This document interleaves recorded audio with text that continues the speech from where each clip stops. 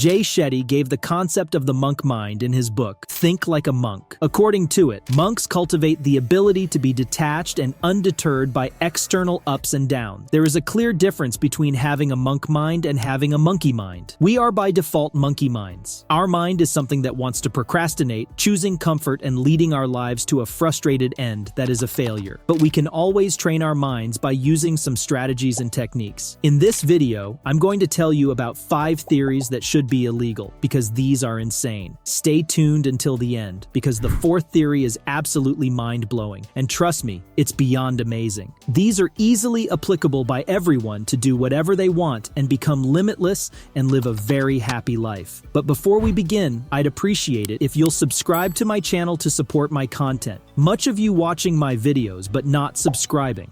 Number 1. Maslow's hierarchy of needs. Abraham Maslow, a renowned psychologist, introduced the hierarchy of needs in 1943, providing a comprehensive framework to understand human motivation and development. This pyramid-shaped model categorizes human needs into 5 levels, arranged in a hierarchical order reflecting the progressive nature of fulfillment. First, you have to take care of the needs at the bottom before you can focus on the ones higher up. Here is the order of those needs. Physiological needs. At the base of the pyramid are basic survival needs like food, water, shelter, and sleep. Until these necessities are met, higher-level needs become secondary. Safety needs. Once physiological needs are satisfied, individuals seek safety and security, both physical and emotional, creating stability in their lives. Love and belongingness. Social needs come next, encompassing friendship, intimacy, and a sense of belonging. Humans inherently crave social connections and relationships. Esteem needs. As individuals progress, they pursue self-esteem, recognition, and the esteem of others. This involves developing a sense of accomplishment and confidence. Self-actualization.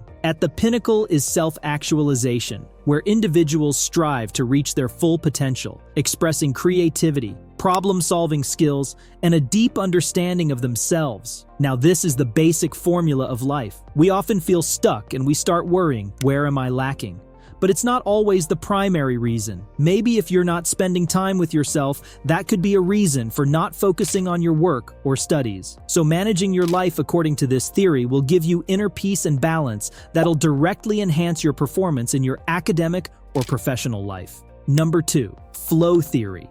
In the 1970s, Hungarian psychologist Mihaly Csikszentmihalyi introduced the concept of flow theory, aiming to understand the optimal state of human experience. Flow, also known as being in the zone, refers to a mental state where individuals are fully immersed and intensely focused on an activity, experiencing a sense of energized focus, enjoyment, and effortless involvement. This research was basically started by inspiration from artists, especially painters who get lost in their work too much, and they don't even care about food, sleep, and rest. Now, here is how you can use this theory for your benefit. Our mind can deal only with a specific amount of information. When we choose to focus on a single that we really enjoy, magic happens. That's the reason we often notice a graphic designer earns a great income, but if he specifies this to just logo designing, he gets high-paying clients and earns more revenue, because he shifted all his focus to building just a logo instead of graphic designing tasks. This helped him to become a pro in his skill. The same you can do in your life.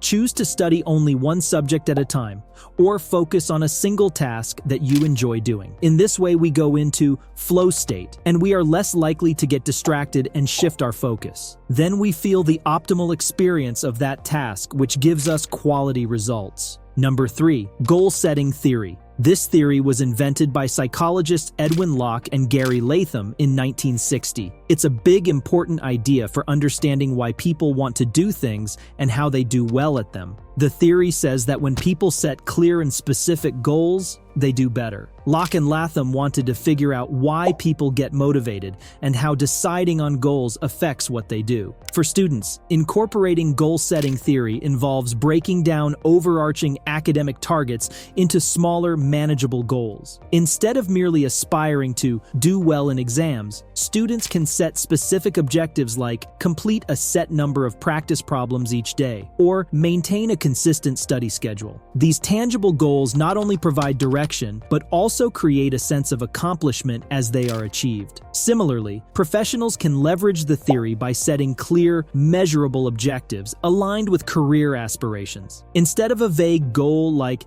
get promoted, individuals can define specific steps such as acquire a new skill relevant to my role or complete a project ahead of schedule. This targeted approach not only fuels motivation, but also provides a roadmap for professional development. Furthermore, Locke and Latham highlight the importance of feedback in the goal-setting process. Both students and professionals can benefit from regular self-assessment and constructive feedback from peers or mentors. Adjusting goals based on feedback ensures continuous improvement and keeps individuals on track.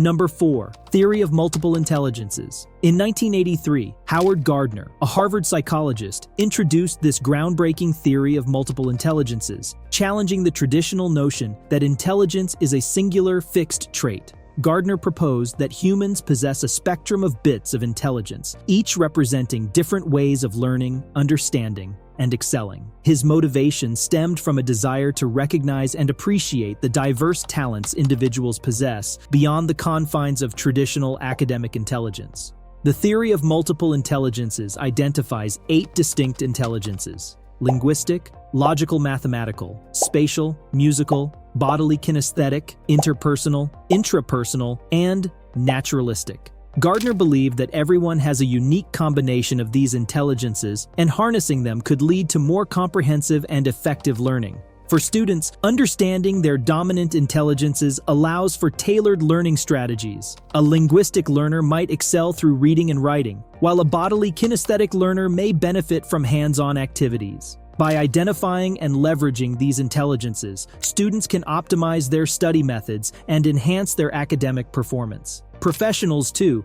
can apply the theory of multiple intelligences in their careers. For example, someone with strong interpersonal intelligence may thrive in roles that require teamwork and communication, while a spatially intelligent individual might excel in design or architecture. Recognizing and utilizing these varied strengths can lead to increased job satisfaction and success in the workplace. Moreover, Gardner's theory promotes a more inclusive approach to education and work environments. It emphasizes that intelligence goes beyond traditional measures, fostering an appreciation for diverse talents and skills.